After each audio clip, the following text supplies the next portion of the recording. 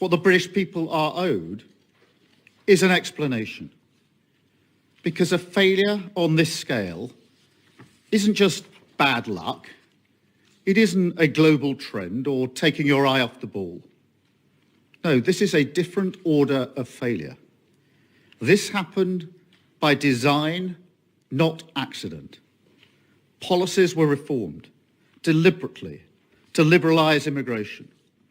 Brexit was used for that purpose, to turn Britain into a one-nation experiment in open borders. Global Britain.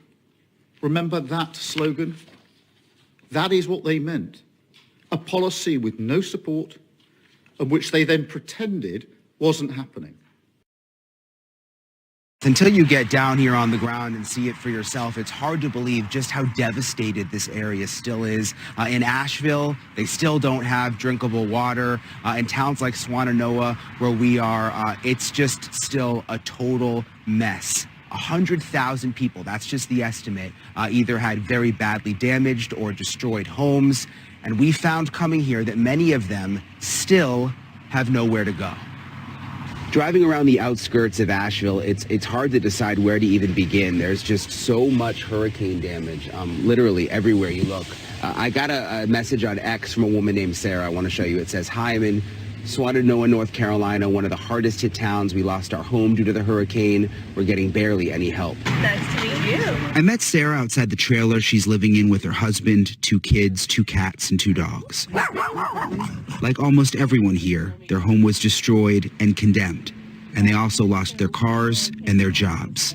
Everybody that I've talked to says they're getting no help. Their trailer was donated by a volunteer, not FEMA, and they have to pay for their own porta potty. I had to rent this so that we would even be able to use the bathroom. So you had to pay for that yourself? Yes. Yeah, it's $130 a month to rent one. Sarah's one hope was U.S. Small Business Administration disaster loan. But then she got this voicemail. This is a call from the U.S. Small Business Administration about your SBA disaster loan application. Due to a lapse in congressional funds, new loan offers will be delayed until Congress provides additional funding for the disaster loan program. We understand how frustrating this delay is. What did you think when you heard that? You know, it's been, we already have it so rough, and to not be able to get the financial and, you know, help that we need it's really awful. Some just down the road have it even more awful, living in tents and small RVs with no power as winter approaches and temperatures now dip into the 30s. There's times we don't get fresh meat because there's no way to keep it cold. Because you got to choose between heating the house with a generator, especially the ones who have kids, and keeping the food cold. Wintertime's coming. These folks cannot be forgot about. Just because you don't see this on TV, it don't just go away. This is not going to go away for a long time. We got to get those folks out of those tents and in those FEMA campers. How's it going to happen? A lot of the locals I've spoken to are particularly upset about a FEMA compound they say is much nicer than the donated trailers that they are staying in. It's hard to see, but this right here, I'm going to slow down, is the entrance to the compound. There's a lot of security. The public can't go in. We drove up onto a hill behind the compound for a better view, and you see how massive it is. A sea of government trailers. It's so organized and secure.